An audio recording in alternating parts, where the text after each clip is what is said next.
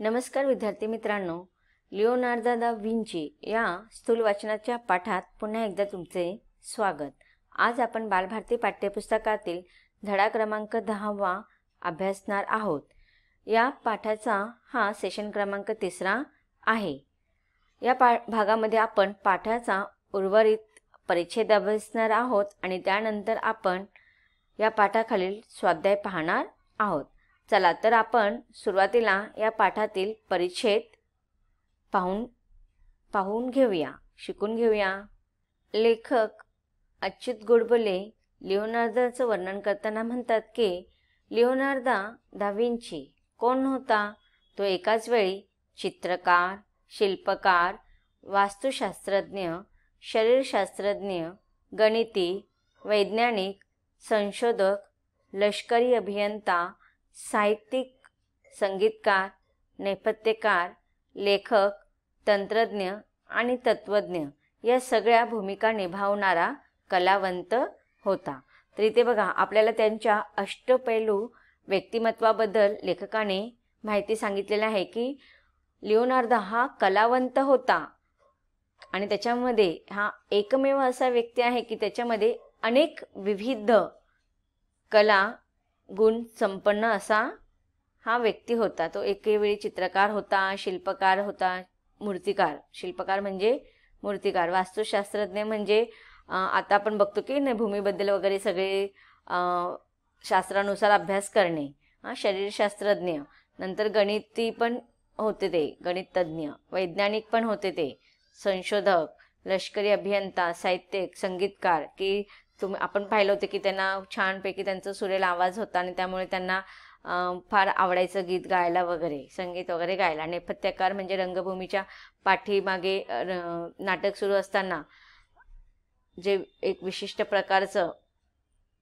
Background असतं त्याला आपण नेपथ्यकार म्हणतो की एक पात्री नाटकामध्ये वगैरे ते चेंज होताना त्याची भूमिका असते। तर मग अशा रीतीने एकाच व्यक्तीमध्ये ह्या सगळ्या भूमिका एकवटून सामावलेल्या होत्या। लिओनार्दोनं काढलेल्या Madonna on the Roxx, last सपर आणि मोनालिसा यासारख्या मोजक्या चित्रांची त्यांचं नाव जगात अजरामर झालं। तर आता मोनालिसा हे चित्राचं नाव तर सगळ्यांना जगप्रसिद्धच आहे, पण त्याच्या व्यतिरिक्त लिओनार्दोंची मॅडोना ऑन द रॉक्स आणि लास्ट सपर हे जे काही मोजकी चित्र त्यांनी काढलेले होते त्यामुळे त्यांचं नाव ह्या जगामध्ये अजर अमर झालेलं आहे। अजर अमर, अजर अधिक अमर म्हणजे ज्याचा कधी नाश होत नाही, ज्याचा कधी मृत्यू होत नाही, जो कधी म्हातारा होत नाही, अशाला आपण अजर अमर म्हणतो की अमर असणे। तर आज बघतो आपण की त्यांच्या मृत्यूच्या इतक्या वर्षानंतर सुद्धा त्यांचं नाव सगळ्या जगामध्ये आदराने घेतलं जातं। म्हणजेच त्यांच्या कलाकृतीमुळे ते अजून जरी शरीराने जिवंत नाहीत तर त्यांच्या कलाकृतीमधून ते आज जिवंत आहेत, म्हणूनच ते आज अमर झालेले आहेत। लिओनार्दोनं अनेक यंत्र तयार केली, अनेकांचे आराखडे तयार केले आणि अनेक गोष्टींचे शोधही त्यांनी लावलेले होते।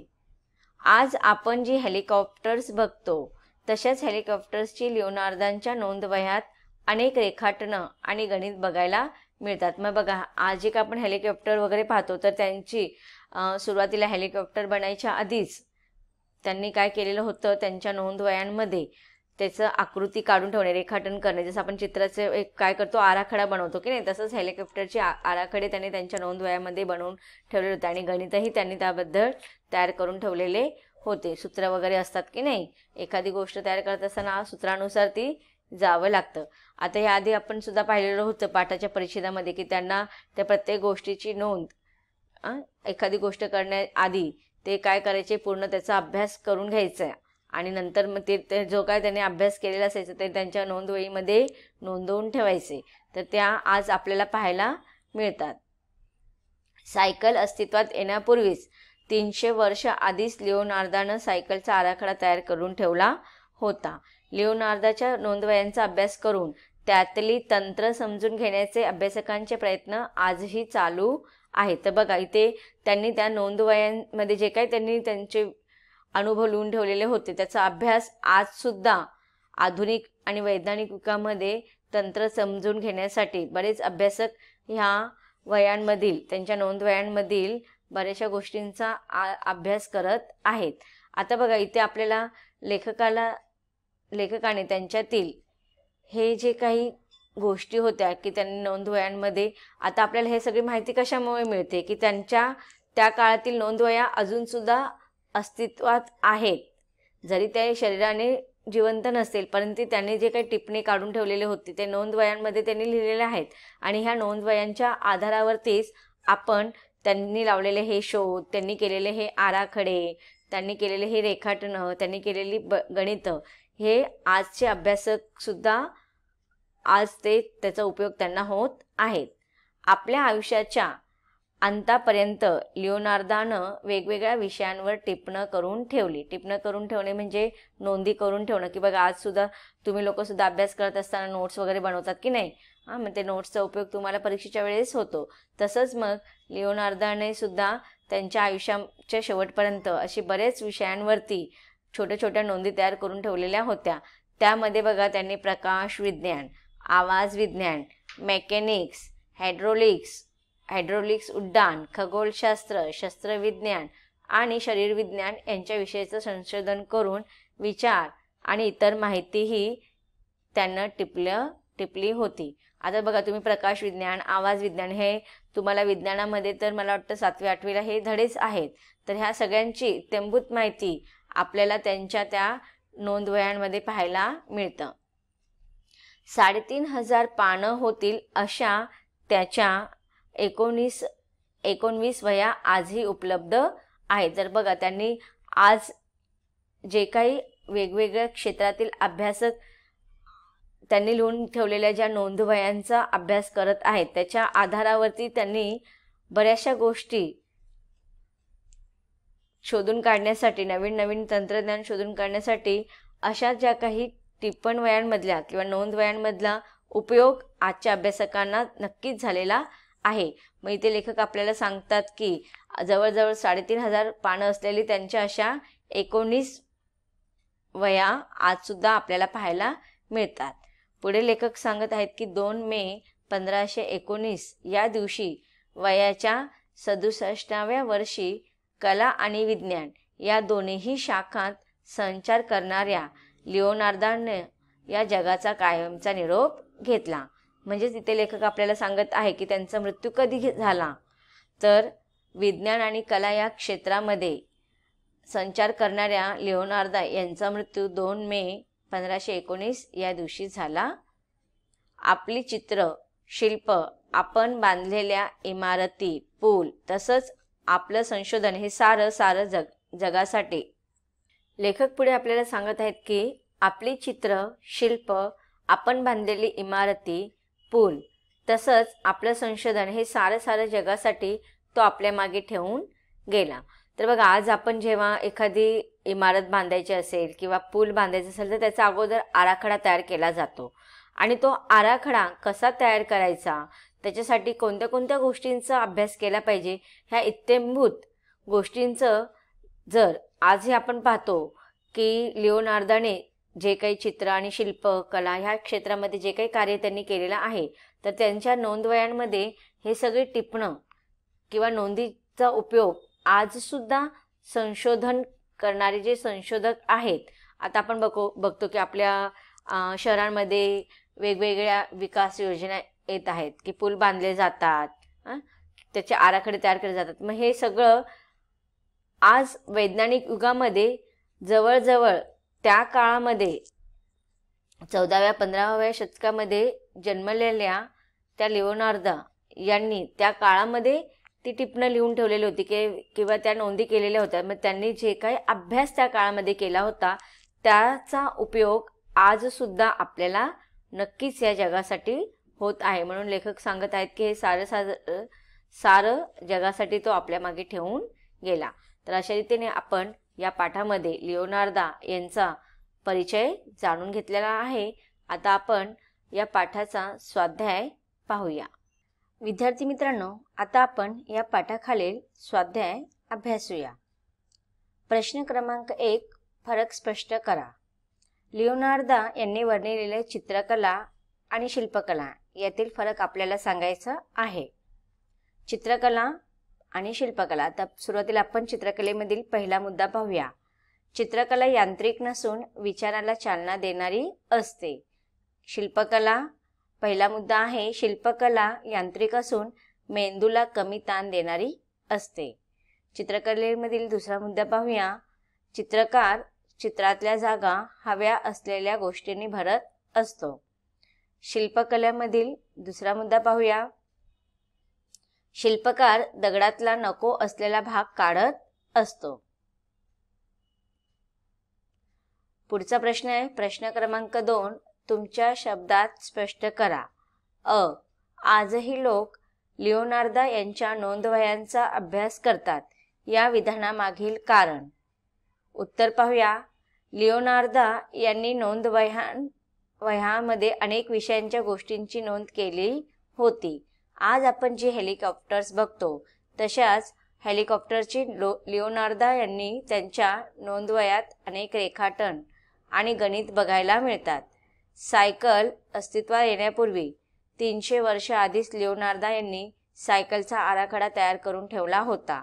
म्हणून आजही लोक लिओनार्दा यांच्या नोंदवह्यांचा अभ्यास करतात असे मला वाटते. आता पुढील प्रश्न बघा. तुमच्या मते लिओनार्दा यांचे जगावर असलेले ऋण. उत्तर पाहूया. लिओनार्दा जरी आता जगात नसले तरीही त्यांची चित्र, शिल्प, त्यांनी बांधलेल्या इमारती, पूल तसंच त्यांचं संशोधन हे सारं जगासाठी ते आपल्या मागे ठेवून गेले. त्यांच्या नोंदवह्यांचा आणखीनही अभ्यास केला जातो. 3500 पाने होतील अशी त्यांच्या 19 वह्या आजही उपलब्ध आहेत. हे सर्व जगाला देऊन लिओनार्दा यांनी जगावर उपकारच केलेत. म्हणून लिओनार्दा यांचे जगावर ऋण आहे असे मला वाटते. पुढचा प्रश्न पाहूया. चित्रकार म्हणून लिओनार्दा हे अजरामर होण्याची कारणे. उत्तर पाहूया. लिओनार्दा यांनी काढलेल्या Madonna on the Roxx, last सपर आणि मोनालिसा या चित्रांमुळे लिओनार्दा हे आजही जगात अजरामर झालेले आहेत. पुढील प्रश्न पाहूया. खेळूया शब्दांची. याच्यातील आहे खालील वाक्यप्रचारांचा अर्थ सांगून वाक्यात उपयोग करा. इथे तुम्हाला 3 वाक्यप्रचार दिलेला आहे, त्यांचा अर्थ सांगायचा आहे आणि वाक्यात उपयोग करायचा आहे. तर पहिला आहे तहानभूक विसरणे. तर याचा अर्थ असतो तहानभूक विसरणे म्हणजे मग्न होणे, एखादे काम करताना तहान व भुकेची पर्वा न करणे. तर याचा वाक्यात उपयोग पाहूया. मुले खेळताना तहानभूक विसरतात. आता पुढचा आहे मंत्रमुग्ध होणे. तर त्याचा अर्थ आहे तल्लीन होणे. मंत्रमुग्ध होणे म्हणजेच तल्लीन होणे. तर याचा वाक्यात उपयोग पाहूया आपण. चिमुकल्या रवीनाचे भाषण ऐकून श्रोते मंत्रमुग्ध झाले. पुढचा आहे कोड्यात टाकणे. कोड्यात टाकणे ह्या वाक्यप्रचाराचा अर्थ आहे प्रश्न पडणे, पेच पडणे. कोड्यात टाकणे या वाक्यप्रचाराचा वाक्यात उपयोग पाहूया. छोट्या मिनलने विचित्र प्रश्न विचारून सर्वांना कोड्यात टाकले. विद्यार्थी मित्रांनो, तुम्हाला वाक्यात उपयोग करत असताना वाक्यप्रचार वाक्यामध्ये लिहायचा असतो, त्याचा अर्थ वाक्यामध्ये लिहिला जात नाही. जसे की इथे वाक्यप्रचार आहे कोड्यात टाकणे आणि अर्थ आहे प्रश्न पडणे किंवा पेज पडणे. तर तुम्ही वाक्यात उपयोग करत असताना प्रश्न पडणे किंवा पेज पडणे या अर्थाचा उपयोग न करता कोड्यात टाकणे, जसे कोड्यात टाकले हे वाक्यामध्ये उपयोग केलेला आहे. तर वाक्यप्रचाराचा नेहमी वाक्यात उपयोग करत असताना वाक्यप्रचारच लिहायचं असतं. जसं की इथे लिहिलेलं आहे छोट्या मिनलने विचित्र प्रश्न विचारून सर्वांना कोड्यात टाकले. तर कोड्यात टाकणे ह्या वाक्यप्रचाराचा उपयोग आपण वाक्यात केलेला आहे. तर लक्षात ठेवायचं आहे वाक्यप्रचारांचा जेव्हा तुम्हाला अर्थ सांगून वाक्यात उपयोग करायला सांगतात तर अर्थ फक्त सांगायचा आहे त्याचं, पण वाक्यात उपयोग करताना अर्थ न लिहिता आपल्याला वाक्यप्रचारच वाक्यामध्ये लिहायचा असतो.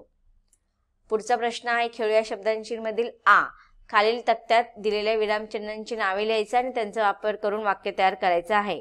बघा इथे उत्तर, इथे बघा तुम्हाला वेगवेगळे विरामचिन्ह दिलेले आहेत. प्रश्नामध्ये पण तुम्हाला इथे विरामचिन्ह दिसत आहेत. पाठ्यपुस्तकामध्येच हे आहे तुमच्या. आता पहिलं जे विरामचिन्ह आहे त्याला आपण पूर्णविराम म्हणतो. तर पूर्णविराम आपण वाक्याच्या शेवटी लावतो. आज सोमवार आहे, तर इथे बघा तुम्हाला इथे पूर्णविराम दिसत आहे. नंतर विरामचिन्हे तुम्हाला दिसत आहे, त्याला आपण अर्धविराम असे म्हणतो. अर्धविराम नेहमी दोन वाक्य जेव्हा अपूर्ण असतात तेव्हा ते मध्येच वापरलं जातं. पहिलं वाक्य अपूर्ण असतं तेव्हा ते दोन वाक्यांच्या मध्ये लिहिलं जातं, की आपण वाक्य बोलत असताना सलग बोलत असतो आणि त्या सलग वाक्यांमध्ये आपण कधीतरी मध्येच थांबतो, म्हणजेच आपण विराम घेतो, तेव्हा ते अर्धविराम वापरलं जातं. मी तिला फोन केला, इथे अर्धविराम वापरलेला आहे, पण तिने उचलला नाही, त्याच्यानंतर पूर्णविराम. पुढचं विरामचिन्ह आहे प्रश्नचिन्ह, आपण त्याला असे म्हणतो. एखादं प्रश्न विचारल्यानंतर त्या वाक्याच्या पाठी हा प्रश्नचिन्ह लावला जातो. जसे की तुझे नाव काय, नंतरचं ते चिन्ह आहे ते विरामचिन्ह आहे. विरामचिन्हाचं पुढचं आहे त्याला आपण उद्गारवाचक विरामचिन्ह असे म्हणतो. आपल्याला जेव्हा आश्चर्य वगैरे होतं तेव्हा आपण हे उद्गारवाचक चिन्ह वापरतो. अरे वा, त्याच्यानंतर उद्गारवाचक चिन्ह लावलेलं आहे बघा, किती सुंदर दिसतेस. त्याच्यानंतर एकेरी आवरण आणि दुहेरी आवरण. बघा इथे एकेरी आवरण, माझी मातृभाषा मराठी आहे, तर मराठी या शब्दाला एकेरी अवतरण वापरलेलं आहे.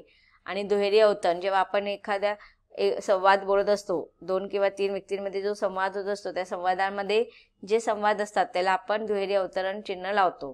तो म्हणाला, मी घरी येईन. तर विद्यार्थी मित्रांनो, अशा रीतीने हा पाठ इथे संपलेला आहे. धन्यवाद.